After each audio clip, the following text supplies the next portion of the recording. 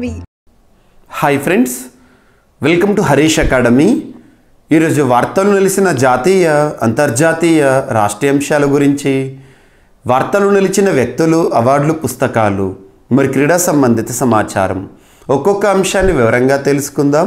ఈరోజు మన first topic వచ్చేసి ఐక్యరాజ్య సమితి భద్రతా మండలిలో భారతదేశ శాశ్వత సభ్యత్వం కోసం రష్యా మరొకసారి మద్దతు పలుకుతూ వార్తల్లోకి వచ్చింది. మరొకసారి అంటున్నాను, ఐక్యరాజ్య సమితి భద్రతా మండలిలో భారతదేశానికి శాశ్వత సభ్యత్వం ఇవ్వాల్సిందే అని ముందు వరుసలో ఉండే దేశము రష్యా.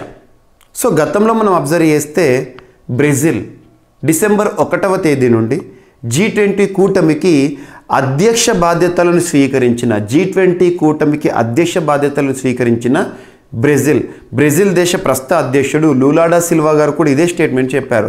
ఐక్యరాజ్య సమితి భద్రతా మండలిలో భారతదేశానికి శాశ్వత సభ్యత్వం ఉండాల్సిందే, ఉండి తీరాల్సిందే, G4 కంట్రీస్కి శాశ్వత సభ్యత్వం ఇవ్వాల్సిందే అని చెప్పేసి చెప్పడం జరిగింది. ఇలా తరచూ యునైటెడ్ నేషన్స్ సెక్యూరిటీ కౌన్సిల్ అనేది వార్తల్లోకి వస్తుంది కాబట్టి ఎగ్జామినేషన్ పాయింట్ ఆఫ్ వ్యూలో అడగవచ్చు question. So United nations security council అనేది 1945 అక్టోబర్ 24న ఐక్యరాజ్య సమితి ఎప్పుడైతే ఏర్పడిందో అదే రోజునే ఏర్పడింది. ఇందులో మొత్తము 15 దేశాలు సభ్యత్వాన్ని కలిగి ఉంటాయి. ఆ 15లో 5 దేశాలు P5 కంట్రీస్ అంటాం, పర్మనెంట్ 5 శాశ్వత సభ్యత్వం కలిగి ఉన్న దేశాలు. అవి కనుక అబ్జర్వ్ చేసినట్టయితే United States of America and UK, Russia, China, France. ఇవి కాకుండా ఒక 10 దేశాలు అశాశ్వత సభ్య దేశాలు అంటాము, లేదా నాన్ పర్మనెంట్ మెంబర్స్ అంటాము.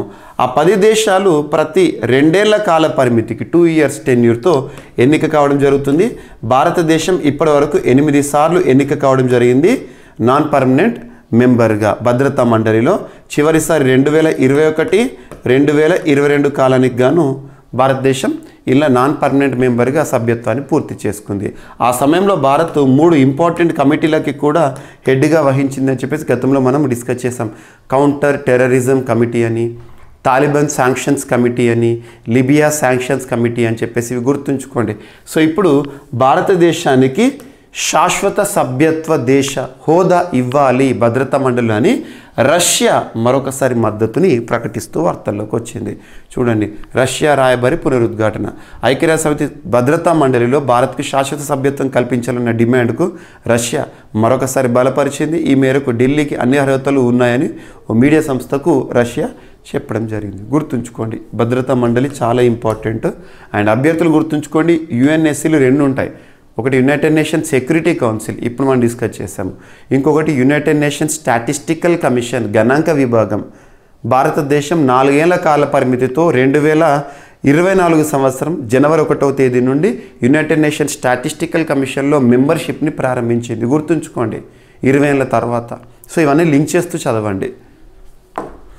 అండ్ నెక్స్ట్, ఒత్తిడిని కలిగించే ప్రోటీన్ ఏదైతే ఉంటుందో గుర్తించడం జరిగింది శాస్త్రవేత్తలు. మనకు ప్రెషర్, మైండ్, డిప్రెషన్ ఇటువంటివి. సో తీవ్రమైన ఒత్తిడి సహా ఇతర మానసిక రుగ్మతలు మెదడులో నరాలను దెబ్బతీస్తాయన్న సంగతి మనందరికీ తెలిసిందే. శాస్త్రీయంగా దీనికి గల కారణాన్ని కనుగొనడంలో స్విట్జర్లాండ్, న్యూయార్క్ పరిశోధకులు ముందడుగు వేశారు. తీవ్రమైన నిరాశ, నిస్పృహలు నాడీ వ్యవస్థ, రోగనిరోధక వ్యవస్థలో అసాధారణ మార్పులకు దారితీస్తున్నదని వీరి పరిశోధన తెలిపింది. సో రక్తంలోని తెల్ల రక్త కణాల నుంచి వచ్చే MMP8 అనే ప్రోటీన్ మెదడు నరాలకు చేరుకొని అక్కడి కణజాలాన్ని దెబ్బతీస్తుందని పరిశోధకులు చెప్పడం జరిగింది. సో ఒత్తిడి కలిగించే ఒక ప్రోటీన్ని శాస్త్రవేత్తలు గుర్తించారు. అదేంటో చూడండి, సరిపోతుంది. And next, Eiffel tower. Eiffel tower అంటేనే మనకు గుర్తుకొచ్చేది ఫ్రాన్స్, ప్యారిస్. సో ఒక వింత అద్భుతంగా చూస్తాం మనం. అటువంటి ఈఫిల్ టవర్ పరిసర ప్రాంతాల్లో కూడా UPI అనేది ప్రారంభించడం వార్తల్లోకి వచ్చింది. UPI, unified payments interface. ప్రస్తుతం భారతదేశంలో డిజిటల్ రెవల్యూషన్ చూస్తున్నాం, డిజిటల్ విప్లవం అని చెప్పొచ్చు. యూనిఫైడ్ పేమెంట్స్ ఇంటర్ఫేస్ అనేది మన own technology. National payments corporation of India పరిధిలో చాలా గణాంకాలు చూస్తున్నాం. గత సంవత్సరంలో UPI చెల్లింపులు పెరిగినాయి అని చెప్పేసి ఇప్పుడు UPI అనేది వివిధ దేశాలకు కూడా విశ్వవ్యాప్తం అవుతుంది, మన భారతదేశం నుండి టెక్నాలజీ అనేది.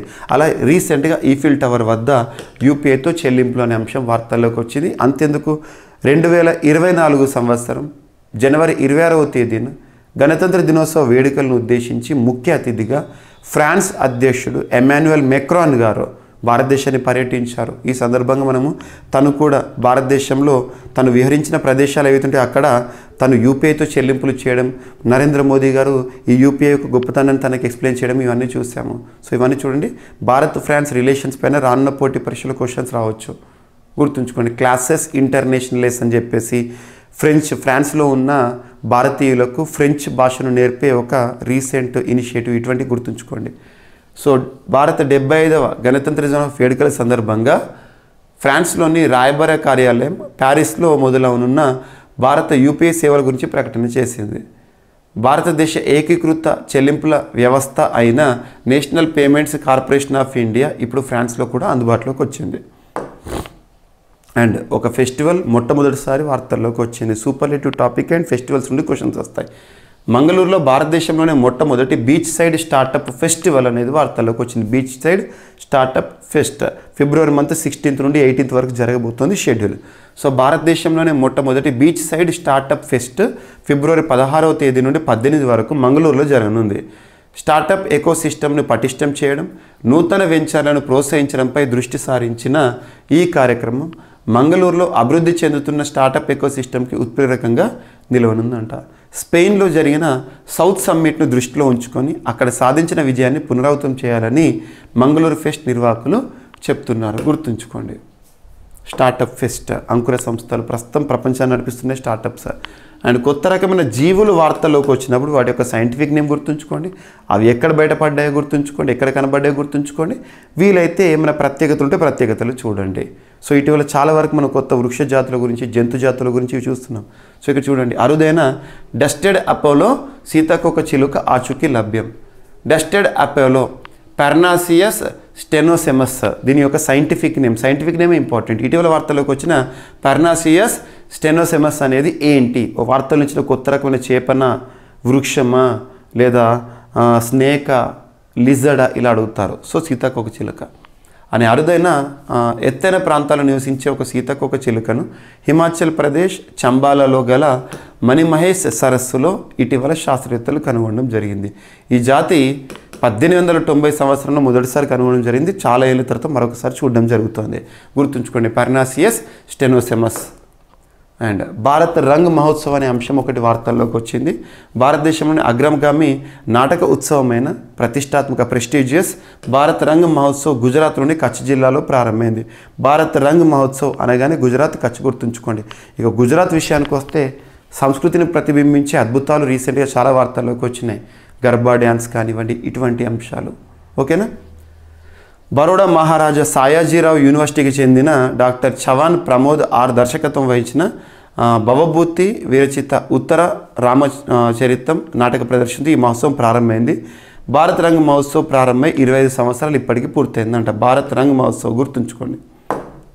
అండ్ ఆంధ్రప్రదేశ్ రాష్ట్రానికి సంబంధించి ఆంధ్రప్రదేశ్ రాష్ట్రం ఇప్పటికీ ఏ రంగాల్లో టాప్ పొజిషన్లో ఉంది, ఏ రంగాల్లో ఏ స్థానంలో ఉందని దాదాపు 40 ర్యాంకులు, ఏపీకి సంబంధించిన 40+ ర్యాంకుల గురించి నేను ఎక్స్క్లూజివ్గా డీల్ చేశాను మీకు.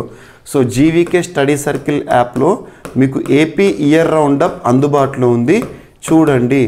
జస్ట్ విత్ కూపన్ మీకు వెరీ లెస్ ప్రైస్లో కూడా అందుబాటులో ఉంటుంది.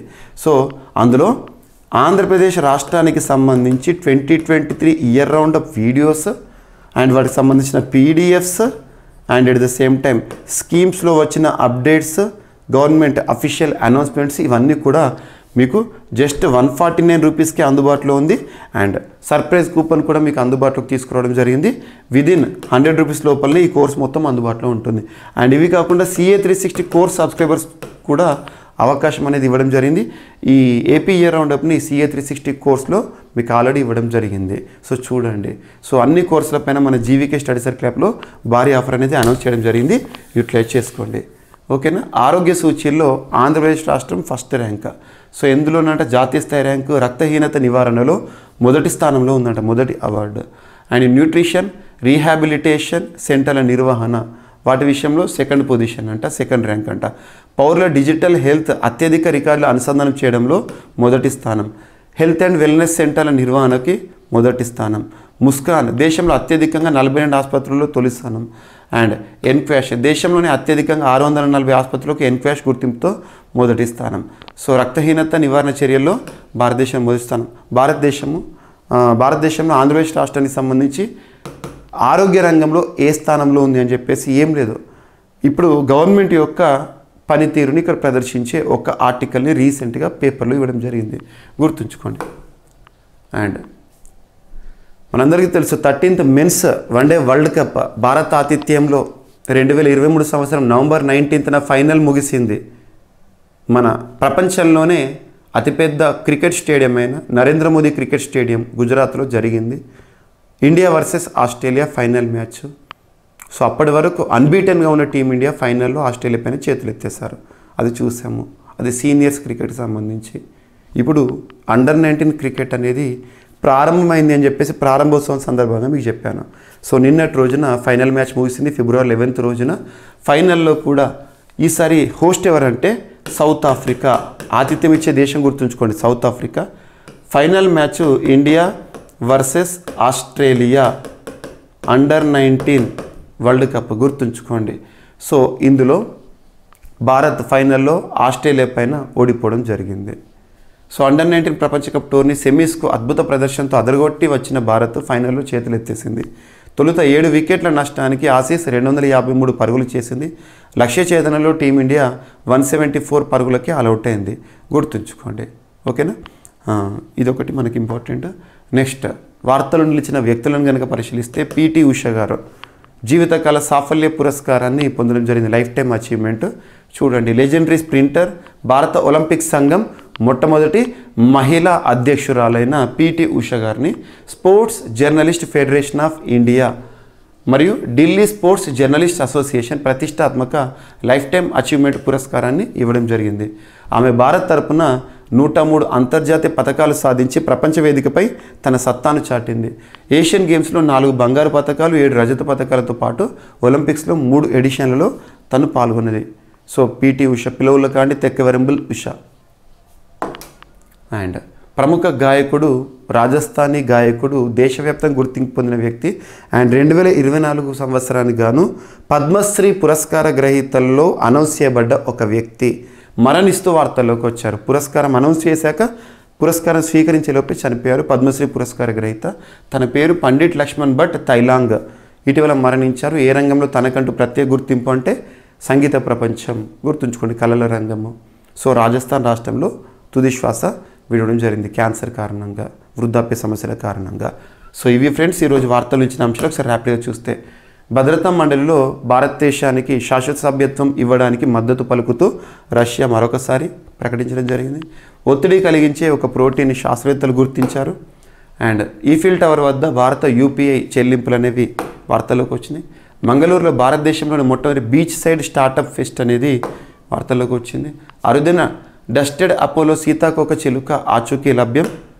అండ్ భారత రంగ మహోత్సవ్ ఇటీవల గుజరాత్ రాష్ట్రం కచ్ ప్రాంతంలో ప్రారంభమైంది. అండ్ ఆంధ్రప్రదేశ్ రాష్ట్రానికి సంబంధించి ఆరోగ్య రంగానికి సంబంధించి సాధించిన ప్రగతి. నెక్స్ట్ అండర్-19 క్రికెట్ ప్రపంచ కప్ ఆస్ట్రేలియా పైన భారత్ ఓడిపోవడం జరిగింది, దక్షిణాఫ్రికాలో జరిగిన మ్యాచెస్. అండ్ పీటీ ఉషా గారికి జీవితకాల సాఫల్యత పురస్కారం అనేది రావడం జరిగింది. అండ్ ప్రముఖ గాయకుడు, పద్మశ్రీ పురస్కార గ్రహీత పండిట్ లక్ష్మణ్ భట్ తైలాంగ్ గారు మరణిస్తూ వార్తల్లోకి వచ్చారు. సో ఇవి ఫ్రెండ్స్ ఈరోజు వార్తలు నిలిచిన అంశాలు.